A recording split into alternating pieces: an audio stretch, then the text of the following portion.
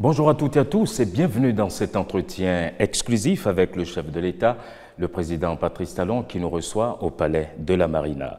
Un palais qui a fait sa mue, rénové à la hauteur de la tâche qui s'y mène depuis 2016. Monsieur le Président, bonjour et merci de nous recevoir. Bonjour. Bonjour Marie-Léa, très heureux de co-conduire cet entretien avec vous. Bonjour Monsieur le Président. Bonjour. Serge Ayaka, bonjour à tous. Dans les prochaines minutes, nous allons faire le tour de l'actualité. Nous allons parler politique avec surtout l'après-Talon bien agité dans le landerneau politique depuis quelque temps. Et à cette allure, une question, le PAG focalise-t-il toujours les attentions? Nous allons parler de diplomatie, évoquer surtout le Niger, les conflits actuels. Nous allons surfer sur le cœur battant du Bénin d'aujourd'hui et envisager avec Monsieur le Président l'avenir. Monsieur le Président, vous étiez donc devant l'Assemblée nationale le 21 décembre dernier. Au-delà du message que vous avez délivré, pouvez-vous nous dire aujourd'hui, dire au peuple béninois, comment va le Bénin? Je l'ai dit devant la représentation nationale et je l'ai dit avec foi et sincérité. À mon sens, le Bénin va bien. C'est vrai, nous venons de loin. Il y a des raisons bien légitimes d'être impatient, de voir que les choses ne vont pas aussi vite qu'on l'espérait. Mais de manière globale, dans tous les secteurs de vie, le Bénin va plutôt bien. Ouais. Et vous avez vanté suffisamment de progrès économiques, mais avez-vous l'impression, Monsieur le Président, que vos concitoyens ressentent ces progrès économiques dans leurs assiettes, dans leurs poches? De toutes les façons, ils sont nombreux, surtout de l'opposition, à penser le contraire de tout ce que vous avez dit. Oui, parfois cela m'interpelle et je fais bien souvent aussi, avec la sincérité requise pour ma responsabilité, le bilan du chemin parcouru dans tous les secteurs de vie, que ce soit au plan de la santé, de l'éducation, de la sécurité, de la paix, des libertés, des infrastructures, de nos besoins en général. Mais mon impression, quand je fais le bilan, et je le fais au quotidien pratiquement, mon impression est que nous avançons, nous progressons. Et que le Bénin se révèle à lui-même, s'étonne même parfois des progrès que nous faisons. C'est vrai que la nature humaine est exigeante, et c'est d'ailleurs cela qui fait avancer le monde. Ce n'est pas parce que nous avons de routes, d'électricité, d'eau, une offre de santé qui fonctionne bien, d'une éducation qui fonctionne mieux, que nous allons applaudir dès demain et dire « ça y est, la vie est belle, tout peut s'arrêter ». Le monde n'est pas ainsi fait, c'est heureux que ce soit ainsi. Donc je comprends et j'approuve mes citoyens qui nous mettent la pression pour que les choses aillent encore plus vite et que chacun sente, comme on dit dans son assiette, que le progrès se ressent partout, y compris, comme je le dis, dans sa poche. Mais il faut avouer que, venant d'où nous sommes partis, la magie est difficile à opérer à une si grande envergure pour satisfaire tout le monde. Et pour ma part, le fait que le pouvoir d'achat des Béninois, la majorité des Béninois n'ait pas augmenté, ce qui est vrai, parce que malgré nos efforts, bien que les gens travaillent de plus en plus, gagnent parfois même, améliorent leurs revenus, la vie est de plus en plus chère en raison de la conjoncture internationale.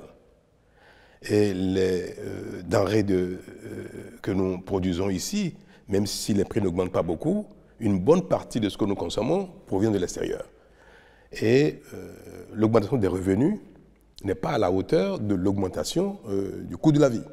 Donc, c'est légitime que les Béninois affichent que le progrès n'est pas encore à un niveau qui améliore le pouvoir d'achat.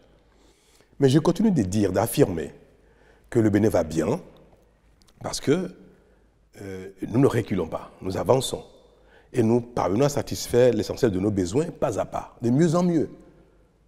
Et je compare le Bénin d'aujourd'hui à celui d'hier, qui était un pays, comme l'ont dit certains, fracassé, pays de désordre, de corruption, où tout manquait. Les quartiers des villes, notamment dans les villes urbaines, sont inondés à la moindre saison de pluie. l'assainissement, personne n'en parlait. L'asphaltage, on n'a jamais connu cela au niveau que c'est aujourd'hui. Vous achetez une voiture, il y a 10 ans, au bout de 4 ou 5 ans, vous commencez à avoir des pannes. Parce qu'il n'y a pas de rue, la route ne sont pas asphaltée. Si ce n'est pas votre crémaillère, ce sera les amortisseurs ou les pneus qui vont éclater tout le temps. Vous allez consommer 2 fois plus de carburant que la norme. Aujourd'hui, c'est des choses qui sont pratiquement derrière nous, notamment dans nos villes. Et ça, c'est un signe de ce que le pays avance doucement. Parce que ces choses-là, qu'on a déjà oubliées, sont des acquis intangibles et qui ont fait avancer le Bénin plus qu'on a pu l'espérer. Je vais donner un exemple, pour être un peu concret. Vous connaissez Kouandé? Kouandé était, j'allais dire même la capitale du Nord, avant Parakou, avant même Niki. Mais Kouandé, c'est, avec Niki et Parakou aujourd'hui, le cœur de l'ère Batonou. Pour aller à Kouandé, qui est une commune importante dans notre histoire, dans la vie du Bénin, il n'y a jamais eu 1 centimètre de goudron, comme on dit, comme on aime bien dire chez nous. C'est ça le Bénin d'hier. Aujourd'hui, le goudron est en train d'aller à Kouandé. Niki, il y a eu un semblant de goudron. Cette voie a été badigeonnée. Et quand vous allez à Niki aujourd'hui, vous avez l'impression que c'est tout sauf une route bitumée. La reprise est en cours, ça y est, nous démarrons bientôt les travaux. Il n'y aura plus une seule commune au Bénin qui ne soit reliée par le bitume. Ce sont des progrès tangibles. Ça montre bien que le Bénin avance. L'école, tout le monde le constate, fonctionne mieux. La santé fonctionne mieux, les microcrédits fonctionnent mieux. Le pouvoir d'achat n'a pas augmenté, mais le revenu a augmenté. La corruption. La pagaille qu'on connaissait jadis, et vous vous souvenez très bien, l'ancien président, il disait avec sincérité qu'on réclame que le Bénin doit préserver sa démocratie telle qu'elle était, et il qualifiait cette démocratie de démocratie Nescafé. Ouais. Vous savez ce que ça veut dire, démocratie Nescafé? Ça veut dire une démocratie de pagaille, de corruption. C'est ça ce que ça veut dire. Ouais. Donc le président béninois, d'alors, qualifiait notre démocratie d'une démocratie de pagaille, c'est-à-dire d'anarchie et de corruption. Est-ce qu'on n'a pas raison de corriger cela pour que le Bénin ne soit plus un pays de pagaille et de corruption? Non, effectivement, il y a des domaines dans lesquels le Bénin n'a pas progressé. Ouais. Lesquels? Oui, justement, parlons de ces points. Dans la pagaille, on n'a pas progressé. Dans la corruption, on n'a pas progressé parce que le Bénin est de moins en moins corrompu et la pagaille n'est plus de ce monde. Donc, tout ce qui nous caractérisait, à la limite même avec fierté, puisque certains s'en contentaient très bien, ce qui nous caractérisait, nous avons essayé de nous en débarrasser. Aux grandes dames de ceux qui en profitaient. Parce que les ressources du pays étaient distribuées, chacun s'en servait à volonté. Et puis après, on se plaisait bien à les distribuer aux parents, aux amis et consorts, et puis ça y est, on dit l'argent circule. Mais aujourd'hui, l'argent du Bénin n'est plus volé, n'est plus distribué. Et quand j'entends l'opposition qu'on venait de dire, dire haut et fort que les gens ne mangent pas, l'argent ne circule pas, je veux leur dire que dans un pays qui progresse, dans un pays normal, chacun doit vivre de son travail. Donc, il faut qu'on donne du travail à tout le monde. C'est ça que nous efforçons de faire. Construire le pays de sorte qu'il y ait de l'emploi pour tout le monde, que chacun vive de ses efforts. Et non que les politiciens volent les ressources du pays et après les distribuent en jouant les mécènes, ici et là. Et vous savez très bien, quand on nomme un ministre à l'époque, quand on nomme un directeur général, il va chez lui, il fait une messe d'action de grâce. Et on chante. Je ne sais pas chanter si je vous aurais donné les refrains. Je crois qu'on disait... Rappelez-moi cette chanson, il dit « Je suis dans la joie ». Une joie immense. Oui. Parce que Papa Bonheur m'a nommé. Quand on nomme quelqu'un, ministre, ben, tout de suite, il prend 10, 20 ou 30 millions dans les caisses de là où on l'a nommé, il va au village, il fait une grande messe, donne la magie à tout le monde, et puis il distribue l'argent du pays. Et impunément, c'était ça le Bénin. Est-ce que ce Bénin est toujours le même? Est-ce que ce Bénin progresse? Ce Bénin se débarrasse de ses travers? Bien oui, et nous progressons, nous travaillons, nous construisons notre pays doucement. Moi, je suis fier de ce que fait le Bénin. Vous dites que le Bénin se construit, mais il y a aussi des points d'insatisfaction. Prenons par exemple le PAG. Est-ce qu'il évolue comme vous l'auriez voulu? Je dois vous l'avouer, le rythme ne me satisfait pas assez parce que je suis un perfectionniste. Je suis impatient dans la vie en général. Et j'aurais bien voulu que les choses aillent plus vite. Mais nous venons de si loin. Nous venons de si loin que aller plus vite peut relever de l'utopie. Le Bénin n'est pas si riche que ça. Nous n'avons pas de pétrole, nous n'avons pas de diamants, nous n'avons pas de forêts que nous vendons. Mais nous vivons de nos efforts, de nos économies, de ce que chaque Béninois met dans la caisse de l'État. Et aujourd'hui, c'est avec ça que nous parvenons à améliorer nos infrastructures, à satisfaire nos besoins essentiels. Et nous avons connu, le monde a connu Covid, la guerre en Ukraine est en cours. Aujourd'hui, il y a d'autres foyers de tension. Les taux d'intérêt ont augmenté partout dans le monde. Donc, nous sommes dans un environnement plus difficile. Et tous les pays du monde vivent cet environnement-là. Vous avez vu en Amérique du Sud, la situation en Argentine et autres, qui est quand même très, très difficile. Mais est-ce que le Bénin, dans ce contexte global si difficile, parvient à avancer mieux que les autres? Parfois, pour savoir si on avance, il faut regarder ce qui se passe derrière soi, pour savoir si on avance. Et je pense que dans le contexte global, le Bénin fait beaucoup d'efforts, et le Bénin n'est pas dans une situation aussi chaotique que d'autres. C'est ça qui nous permet de dire, le monde va mal, c'est difficile, les conditions de vie sont pénibles. Et malgré tout, le Bénin parvient tout doucement à tirer son épingle du jeu. Et c'est pour ça que tout le monde nous envie. C'est pas parce que le Bénin est un paradis déjà, et que tout le monde vit très bien, tout le monde a le pain quotidien, que nous sommes enviés. C'est parce que nous résistons mieux, nous faisons beaucoup plus d'efforts que les autres, et nos efforts payent, et ça se voit, tout le monde le voit.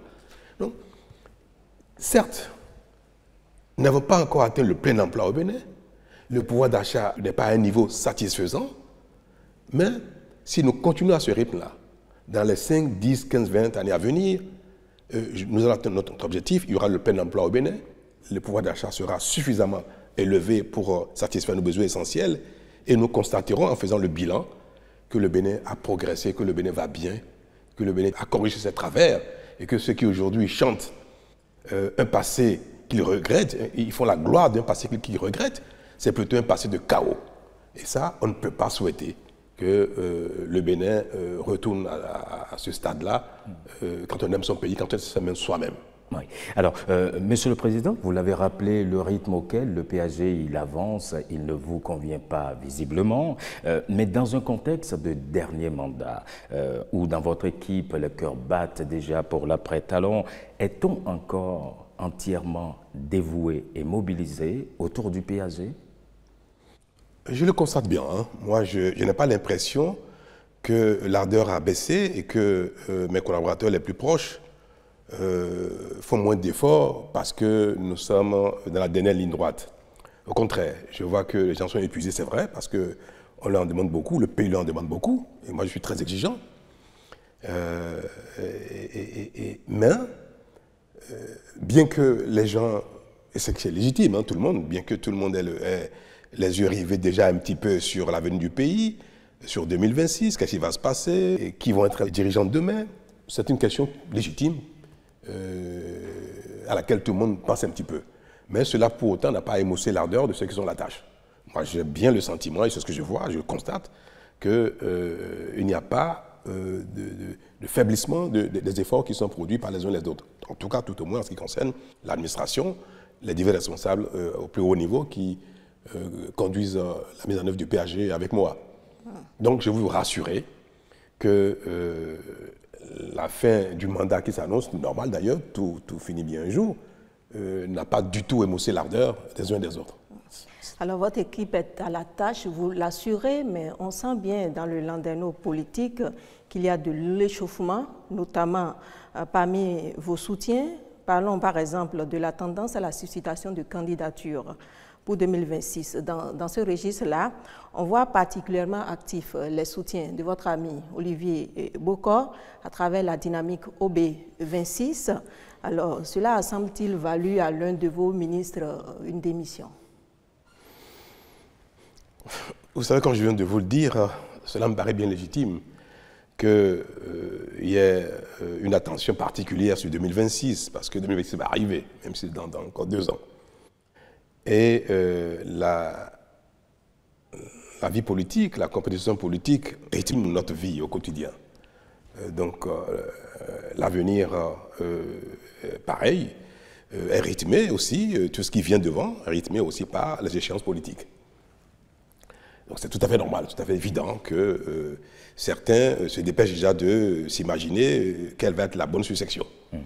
Mais ce n'était pas bien que des responsables politiques de haut niveau, membres du gouvernement, qui ont été acteurs de la réforme du système partisan, parce que nous avons tous noté que le système partisan tel qu'il était et le modèle politique dans lequel nous étions, le modèle de compétition politique, ne permettait pas la bonne gouvernance et occupaient les uns les autres constamment dans l'arène politique au détriment de la gouvernance du pays.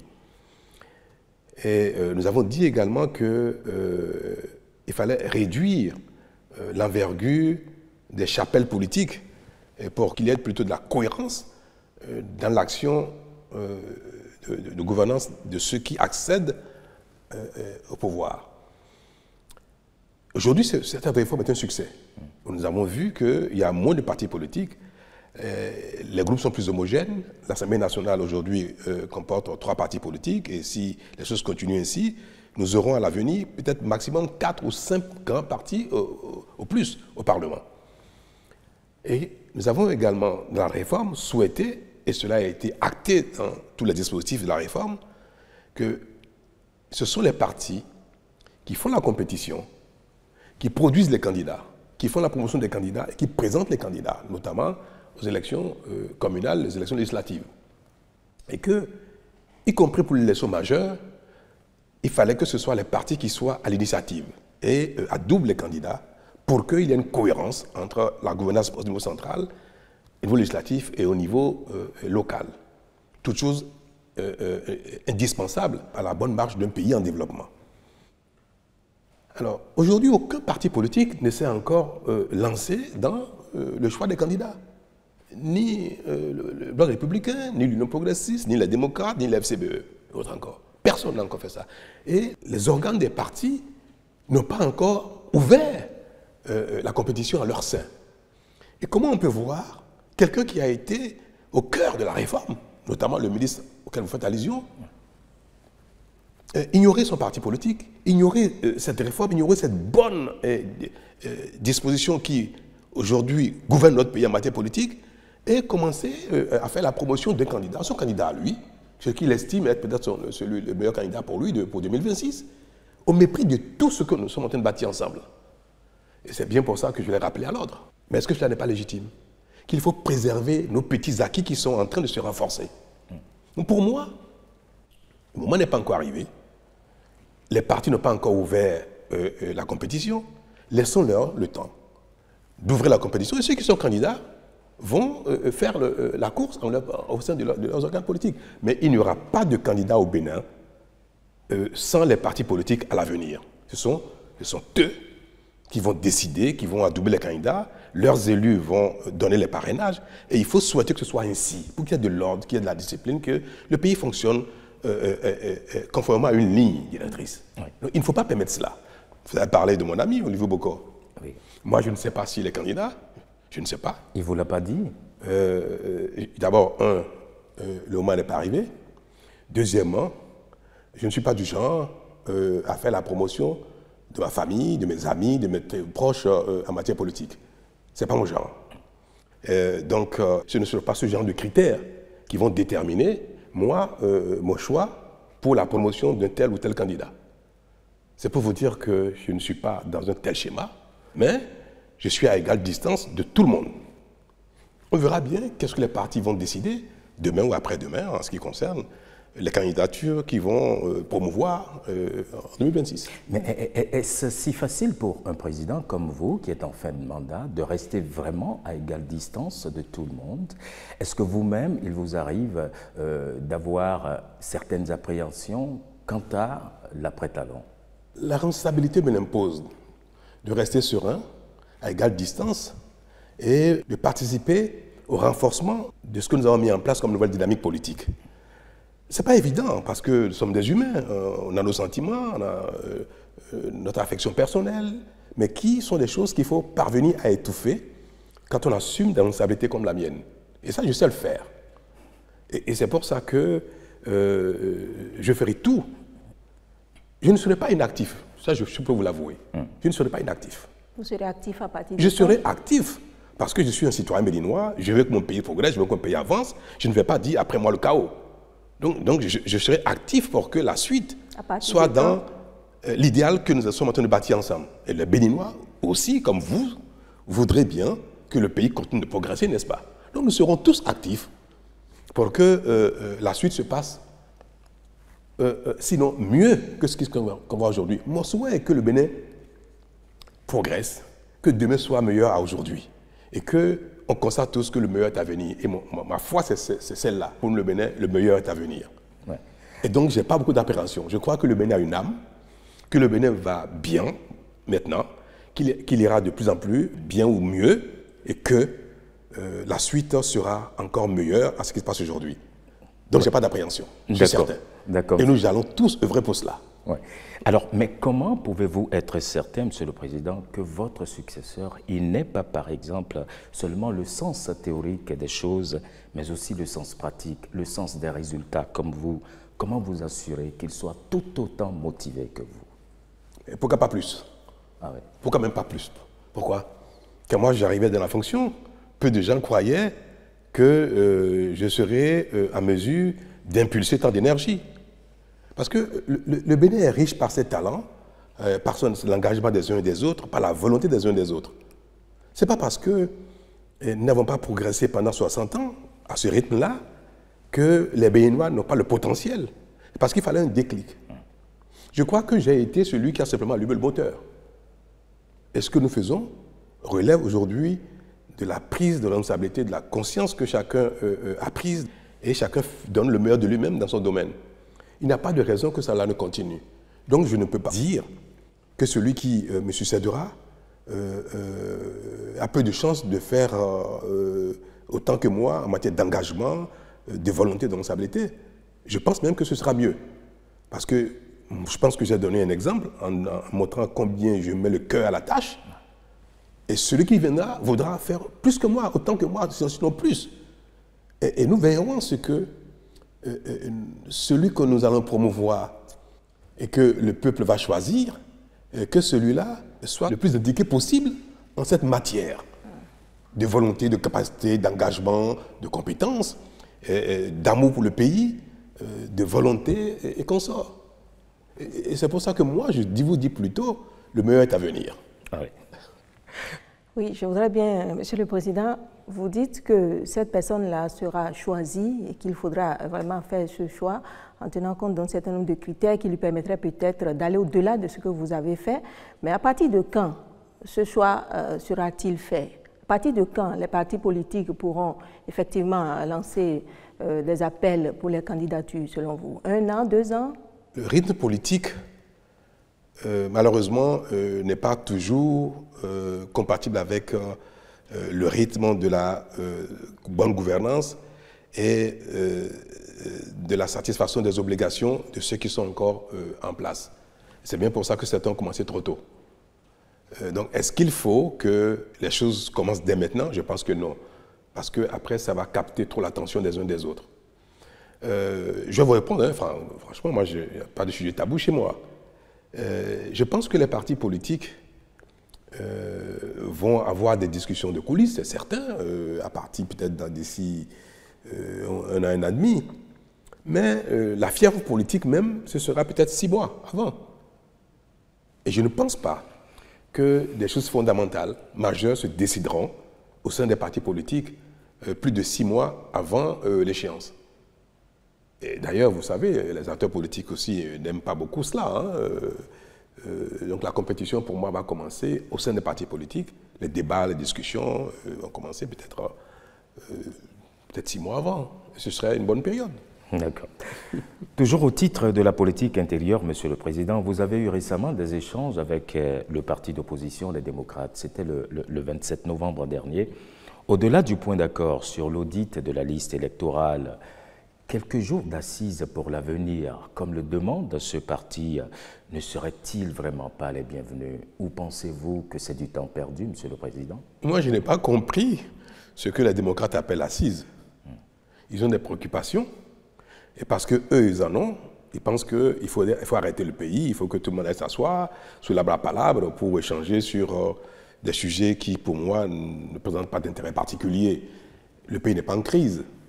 Il n'y a pas de crise sociale, il n'y a pas de crise politique. La démocratie fonctionne de mieux en mieux.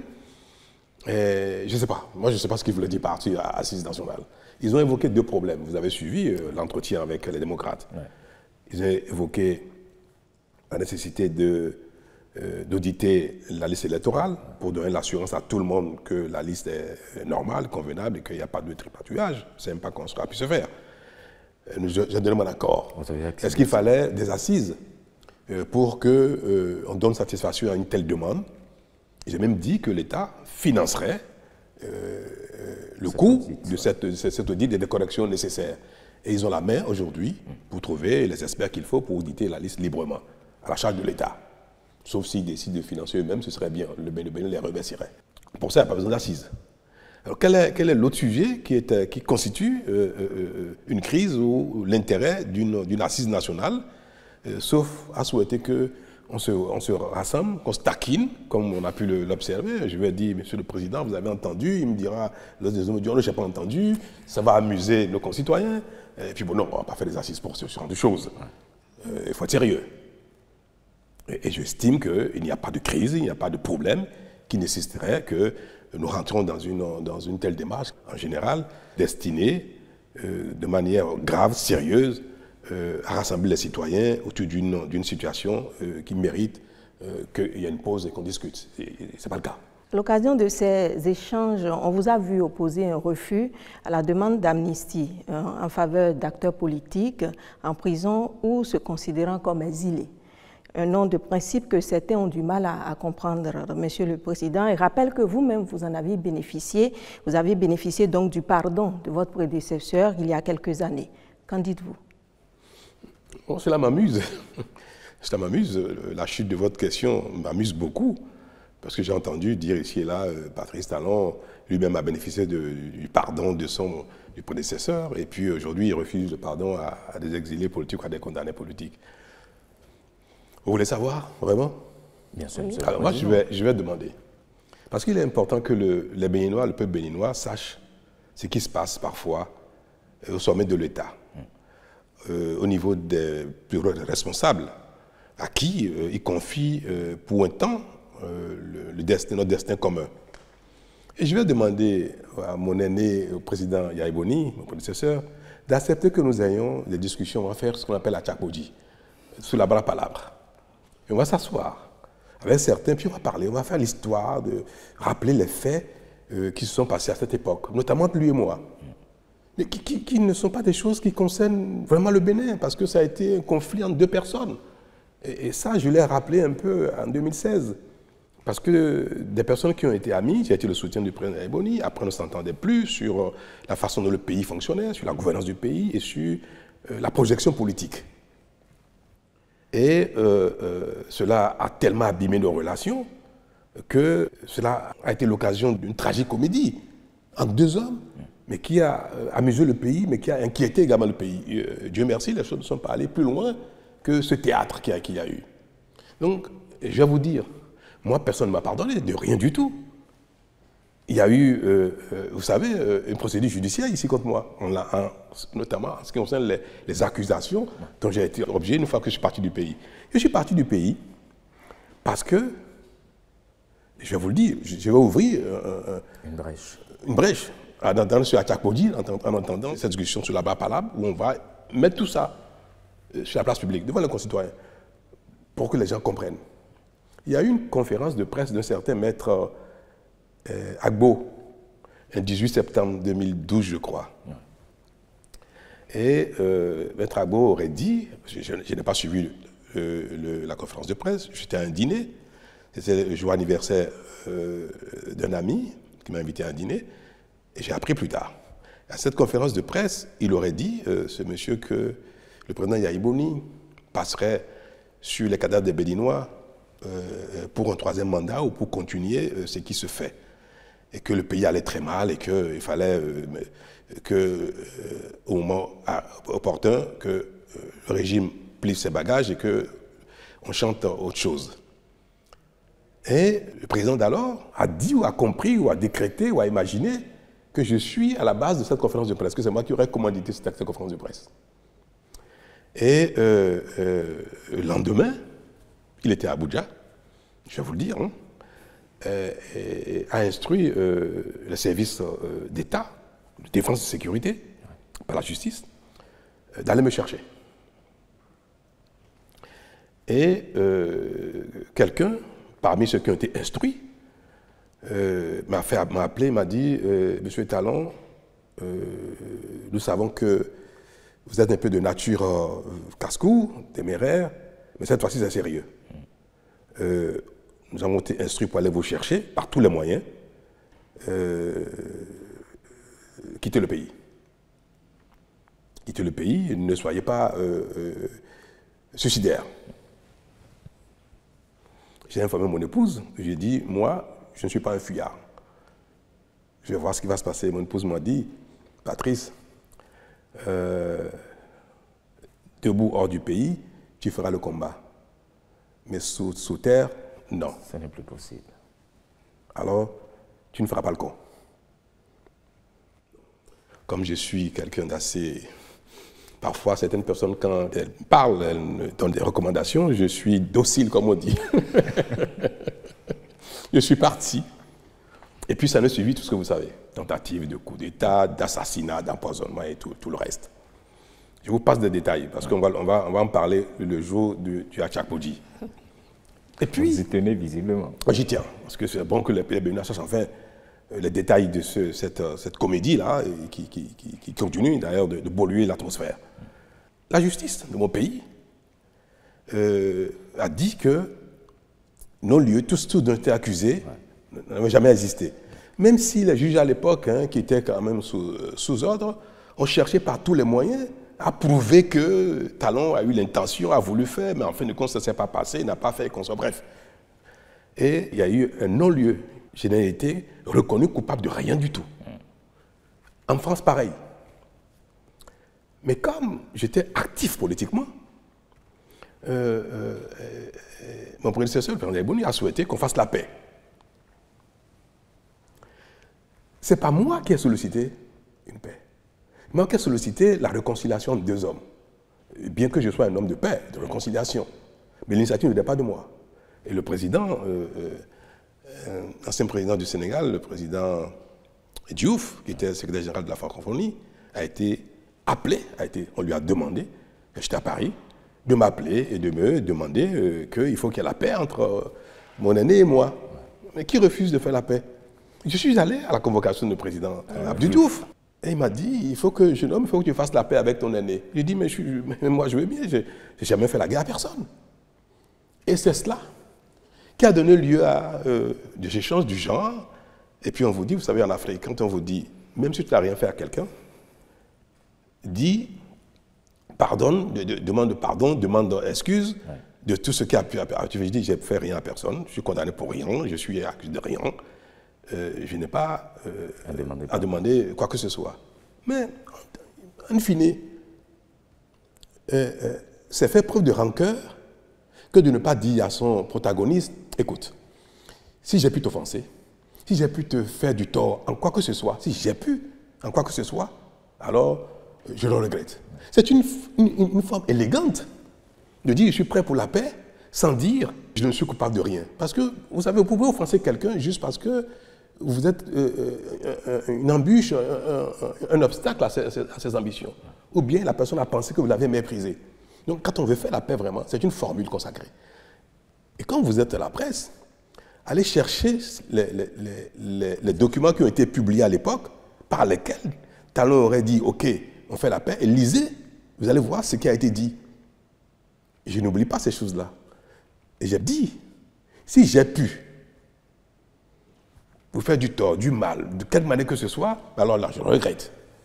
Mais je suis un ami, mon aîné, président de mon pays. Ouais. Donc moi, je n'ai jamais demandé que Yabou me pardonne de quoi que ce soit, et il m'a pardonné de rien du tout. Je n'ai rien fait, puisque je suis condamné pour rien et rien du tout. Oui.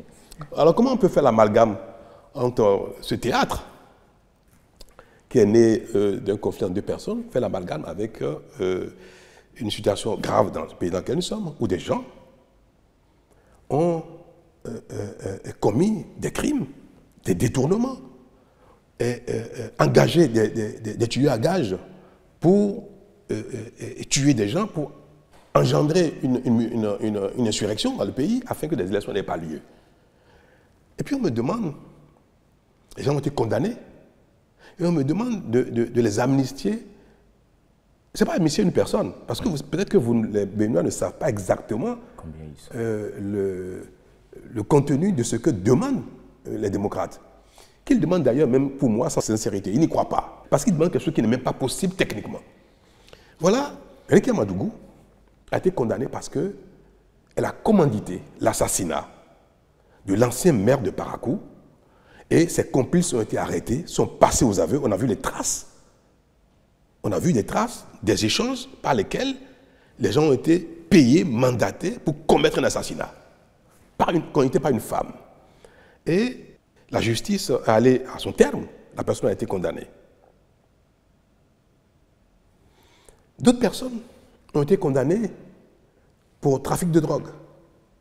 D'autres ont été condamnées pour détournement de fonds publics.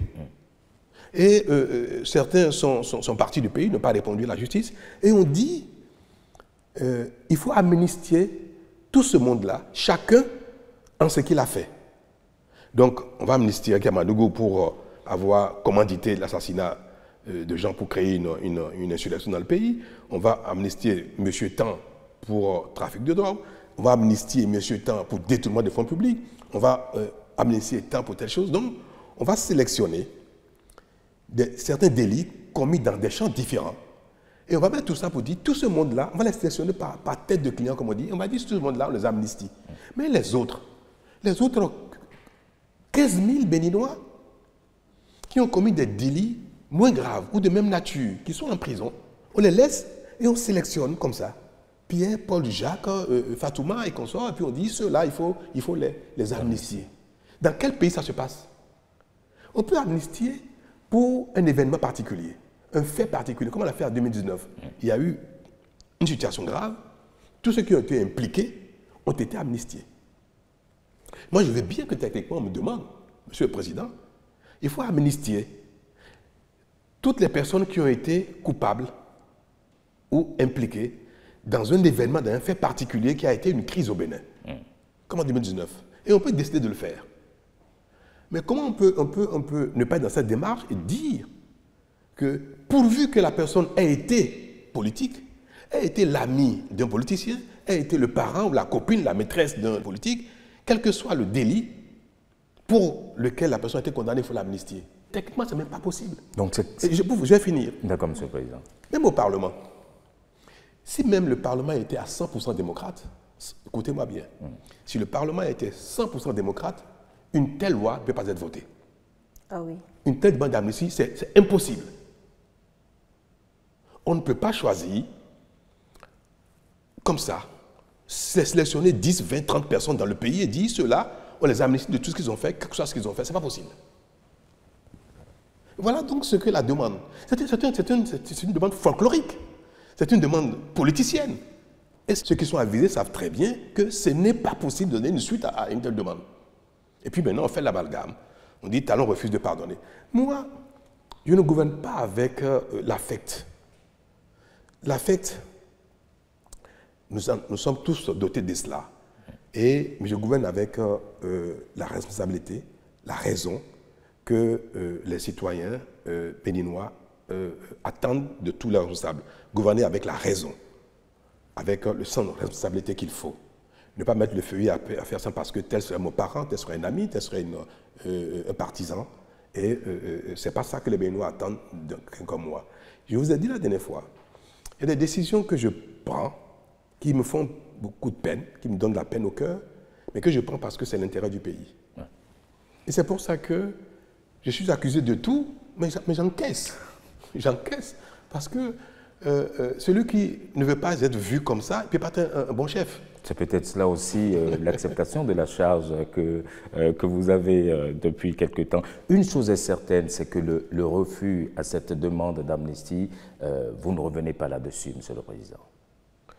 je ne vais même pas vous dire que je refuse. D'abord, un, ce n'est pas moi qui vote l'amnistie. Deuxièmement, une telle demande ne peut pas prospérer. Quand même je le voudrais, c'est impossible. Il y a la grâce présidentielle. Alors, je vais grâcer qui? Selon vous, est-ce que si vous m'avez compris, je vais grâcer qui et qui? Rika Madougou. D'accord, je la gracie. Ça s'arrête là alors. Donc, il n'y a pas lieu de gracier à Ivo. Il n'y a pas lieu de gracier à Javon. Il n'y a pas lieu de gracier qui encore, ce n'est pas Liadi Soglo. Tous ceux qui ont eu une casquette politique, quelque chose qu'ils ont fait, il faut les gracier. Donc, ceux qui sont condamnés, je ne peux gracier que les gens qui sont condamnés. Donc, quelle est la demande réelle? Si c'était vous, madame, dites-moi, vous voulez que je gracie qui? Si c'est une personne, d'accord. Mais ils disent que non, ce n'est pas la seule personne, parce qu'eux-mêmes sont dans un piège. Ouais. Pourquoi vont-ils demander la grâce pour une personne? Parce que cette personne est de leur parti politique. Mais il y a d'autres de leur parti politique également qui sont concernés. Donc, ils ne peuvent pas demander la grâce ou l'amnistie pour une seule personne. On va dire, ah bon, ce parti est au service d'une seule personne et pas les autres. Alors, je vous pose la question. Si vous voulez défendre la cause des démocrates, vous me demanderez de gracier qui? Ce sera une, ce sera deux, ce sera trois, ce sera 10, ce sera combien de personnes? C'est à vous qu'il pose la question. Non, moi, je n'ai pas compris la question, moi. Je n'ai pas compris. Et je souhaite que vous m'éclairiez parce que vous avez la science de lire à travers les questions les vraies intentions qu'il y a derrière. Non, je ne sais même pas quelle est la demande qu'on m'adresse. Parce qu'il y a quelque chose qu'on dit publiquement, mais derrière, quand on veut exprimer réellement ce qu'on veut, on constate que c'est ça que vous demandez. Mais comment c'est possible? D'accord, Monsieur le Président. Alors, autre sujet soulevé par l'opposition, mais aussi par certains de vos concitoyens, c'est le dispositif de contre-mobilité érigé par la douane à nos frontières, surtout les frontières ouest pour le moment, en attendant peut-être, on ne le sait pas encore, une extension. Mais n'est-ce pas préjudiciable, Monsieur le Président, au principe constitutionnel du libéralisme économique et de la libre circulation des personnes et des biens? Là, je ne vous comprends pas. Nous avons érigé des infrastructures de contre-mobilité aux sorties anarchiques des frontières du Bénin. Ouais. En quoi cela est contraire à la libre circulation des personnes et des biens? Et tous les pays du monde contrôlent leurs frontières. Vous savez, la Belgique et la France sont deux pays voisins. Ils sont membres de l'Union européenne. Ils ont une intégration régionale aboutie, où il y a véritable circulation des personnes et des biens. Malgré cela, les voies qui relient la Belgique et la France sont des voies connues. Et si vous y allez, vous allez voir, il y a des postes de police, de douane qui sont, même s'ils ne arrêtent personne, mais ils sont là. C'est des voies qui sont connues parce que le juge a un problème, on sait ce qui s'est passé, on peut fermer, faire des contrôles et consorts. Donc, tous les pays ont une idée très claire des voies par lesquels on quitte le territoire pour aller dans un autre territoire, même s'il y a libre-échange entre les pays. Les gens au Bénin, chacun se lève et ouvre la voie qu'il veut. Non, il y a des centaines de milliers de voies qui relient le Bénin avec le Togo, le Nigeria. Heureusement, au Niger, il y a le fleuve, le Burkina. Il y a des milliers de voies, de sorte que rien ne tient. Alors, nous avons dit qu'il faut fermer ces voies-là et avoir les voies dédiées.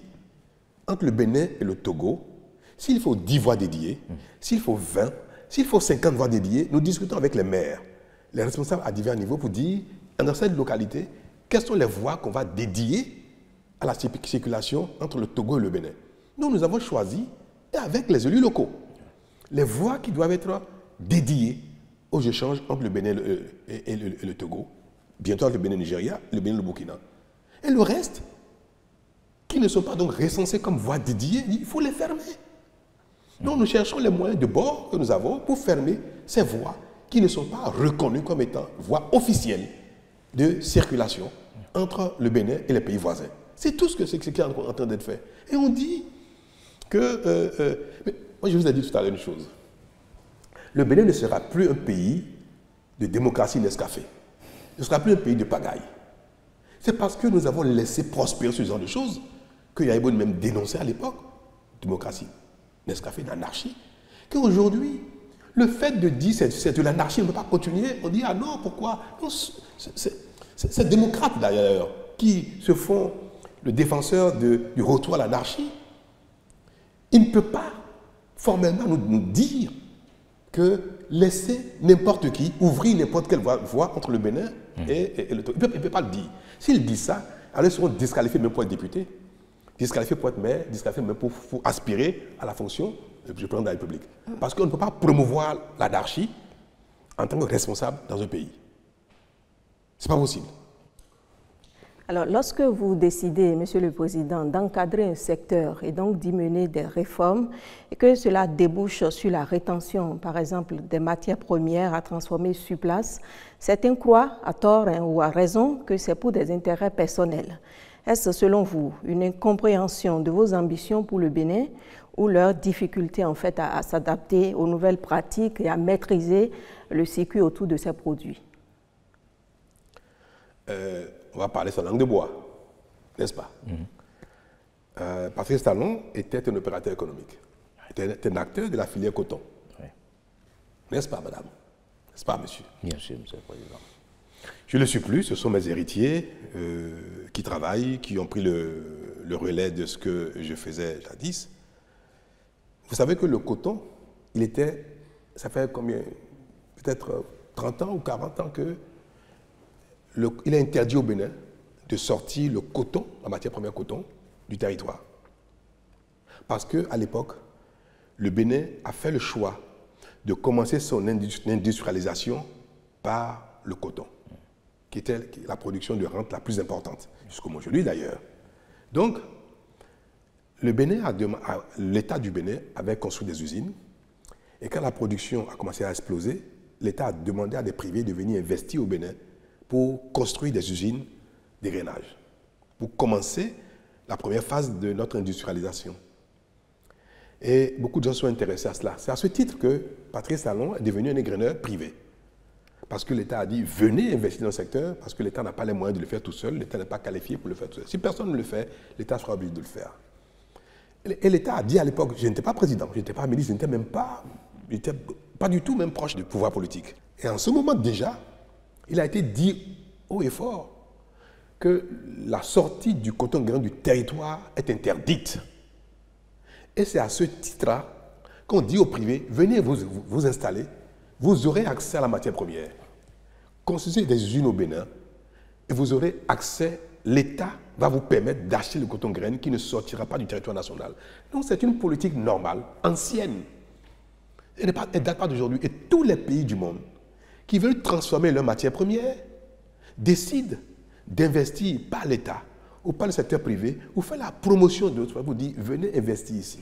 Comment voulez-vous que nos paysans produisent du coton grain, produisent du soja, produisent du riz, produisent de l'acajou, et qu'une fois qu'ils ont produit, ces produits-là partent du territoire dans des emballages pour aller nourrir les industries des autres pays du monde et créer de l'emploi dans d'autres pays du monde. Et leurs enfants sont au chômage.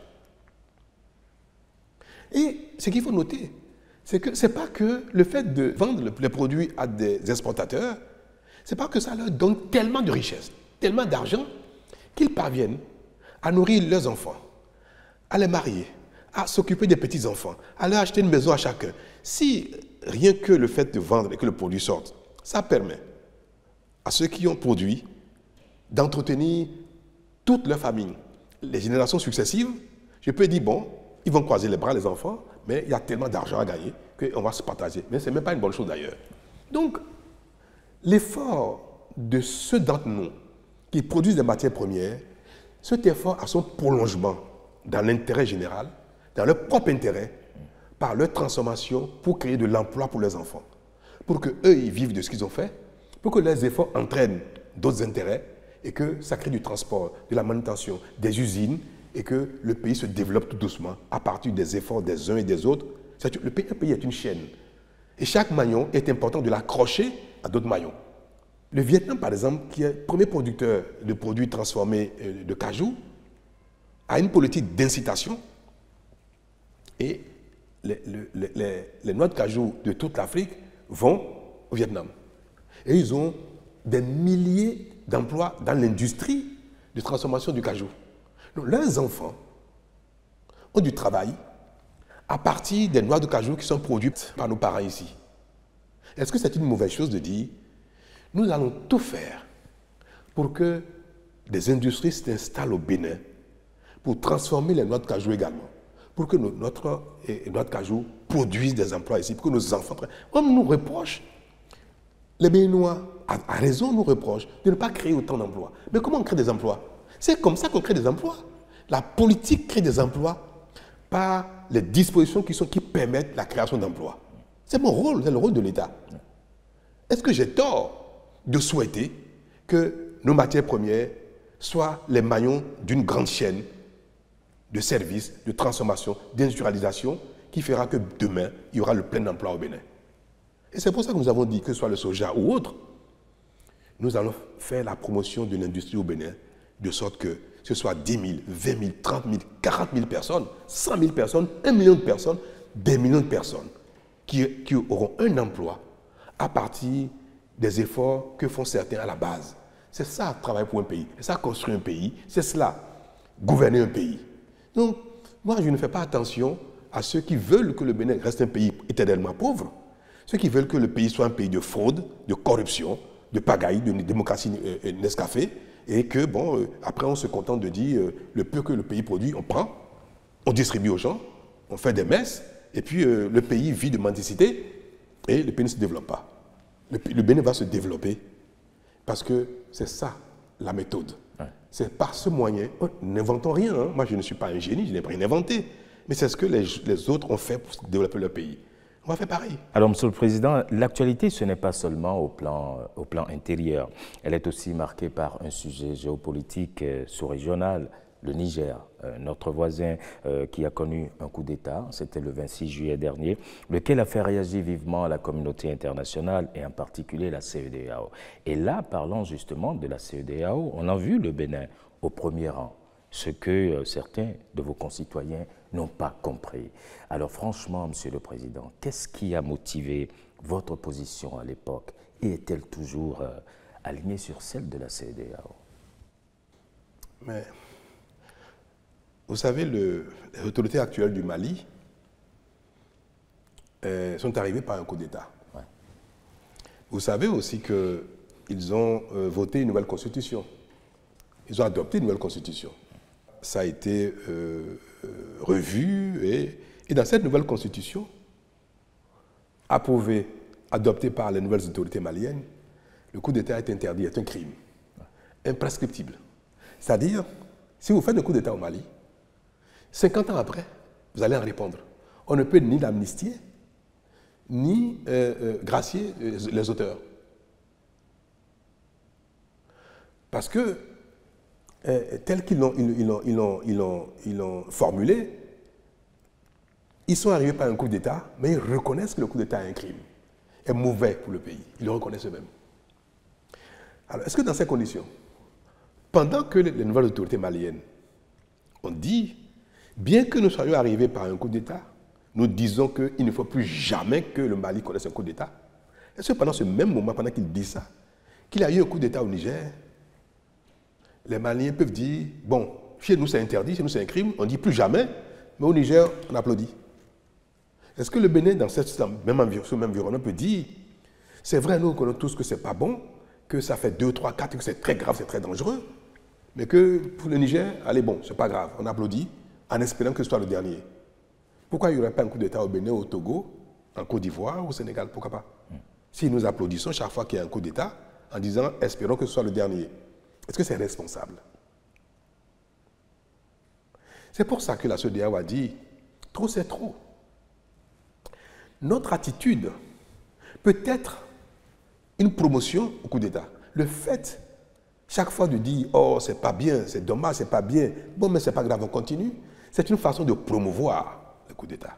On ne peut pas être responsable et dire que notre cœur nous recommande de ne pas sanctionner, de ne pas réprimander ceux qui ont fait des fautes, parce que nous avons de la peine à réprimander, nous avons de la peine à condamner, nous avons de la peine à dire on sanctionne. Ne pas le faire est une faute, parce que vous faites la promotion du péché, vous faites la promotion du crime. Donc parfois on n'a pas le choix. La situation de la CEDEAO face au Niger, on n'avait plus le choix, parce que c'est devenu quelque chose de récurrent. Nous avons décidé, donc la CEDEAO a décidé, d'aller le plus loin possible pour dire plus jamais ça. Le plus loin possible, c'est dire que si quelqu'un le fait, voilà ce que nous allons faire. Parce que si vous dites ne plus jamais le faire, que vous ne faites rien, ce ne sera que des mots. Alors, quel est le moyen par lequel nous voulons vraiment dissuader le coup d'État? Ce moyen par lequel il faut pas le dire, il faut dire, cette fois-ci, on va le montrer. Bien que le Niger soit le pays siamois du Bénin, pays frère du Bénin, il était impératif que nous disions, sans tenir compte du fait que c'est Pierre a raison, pas la raison, Pierre le meilleur. Moi, je ne sais pas si les prochains dirigeants du Niger seront meilleurs que ceux d'hier. Je ne présume pas de cela. Et ce n'est pas le fait que Bazoum soit un ami que je dis qu'il ne doit pas quitter le pouvoir d'une manière ou d'une autre. Je dis simplement pour le principe, ça ne doit pas se passer ainsi. Et la communauté internationale, y compris donc la CEDEAO, a décidé de sanctionner, de dire que le bien peut être rétabli par la force. Le mal peut être combattu par la force. Le fait de dire que nous pourrions y aller par la force, c'est pour dire que si c'est un mal absolu, qu'il faut combattre, nous sommes prêts à le combattre, le mal même par la force. C'est ça la responsabilité d'un chef, un chef d'État. Mais ça ne veut pas dire que dans notre cœur, nous le souhaitions. Ça ne veut pas dire que qui veut faire la guerre par le cœur lui-même? Qui? Envoyer ses enfants au front juste pour le plaisir? Ça n'existe pas, ça. Donc, le message et la position de la CEDEAO, qui est également la position du Bénin, c'était le seul moyen dont nous disposions pour dire plus jamais ça.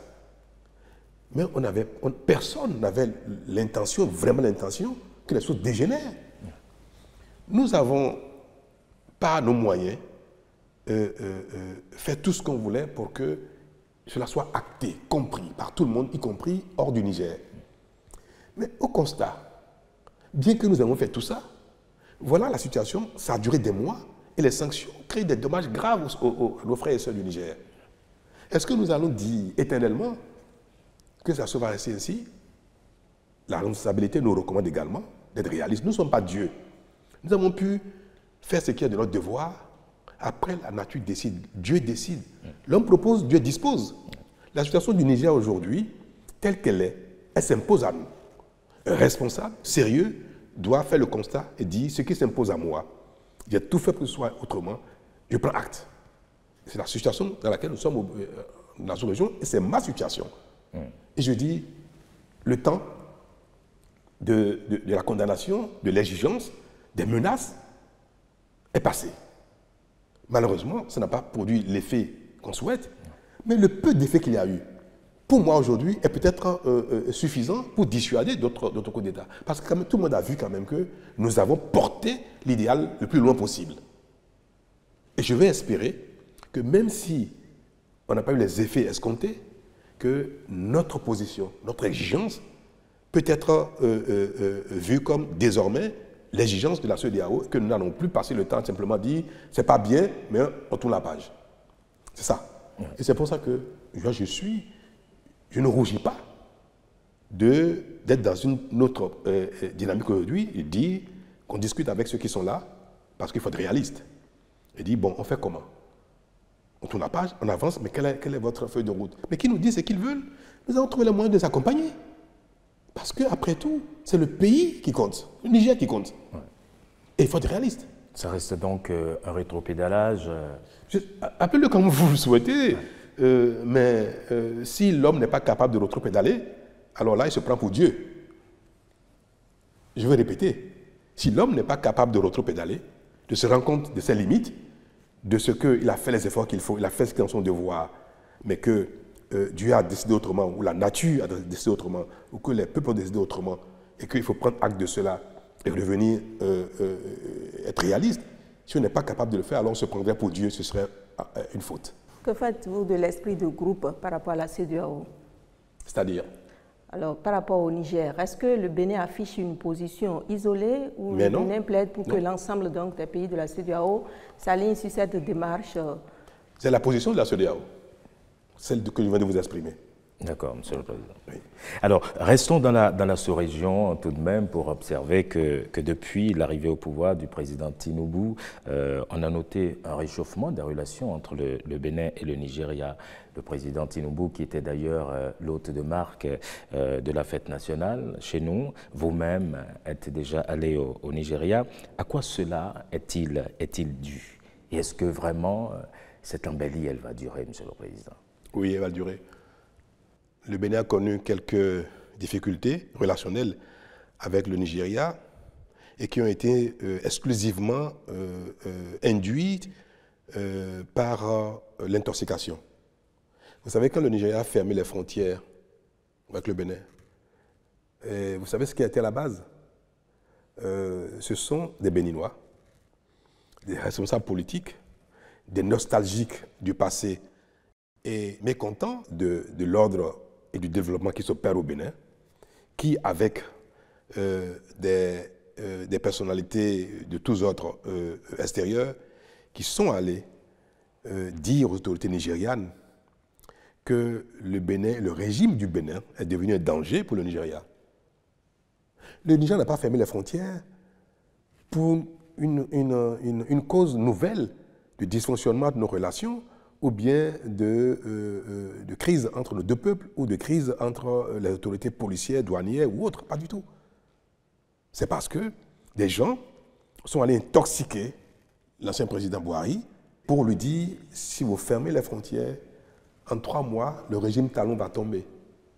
Et on lui a dit « voilà, ce régime du Bénin fait la promotion de la corruption, de la contrebande, de ceci, de cela. » Les gens disent ça sur leur propre pays. Juste parce qu'ils veulent faire tomber un régime. Le président Buhari m'a exprimé ses regrets. Disant, il ne m'a pas donné de détails, parce que c'est un homme responsable. Je n'ai pas de détails, mais il m'a dit, ce qui s'est passé, c'est regrettable, mais vous-même, vous ne communiquez pas assez et vous êtes trop timoré dans les accusations qu'on vous porte et vous laissez faire. Les choses ont commencé à s'améliorer entre nous quand le président Buhari a passé la main. Et celui-ci, dans la nouvelle dynamique, a exprimé au Bénin sa volonté de bâtir quelque chose de durable en matière de relations.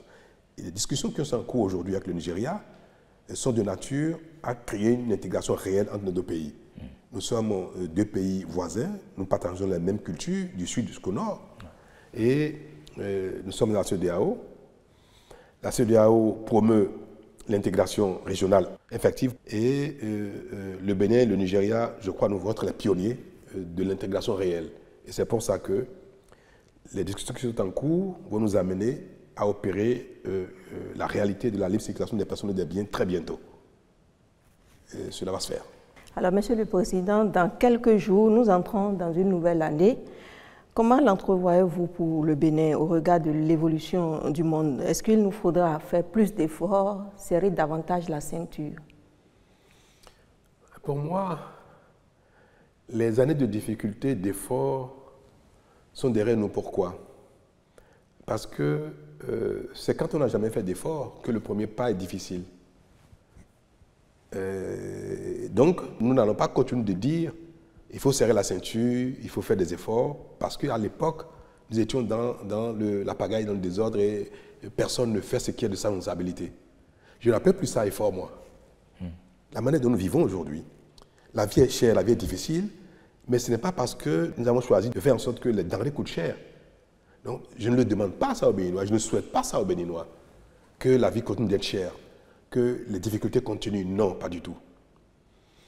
Les Béninois ont pris le pli déjà de travailler sérieusement et bien.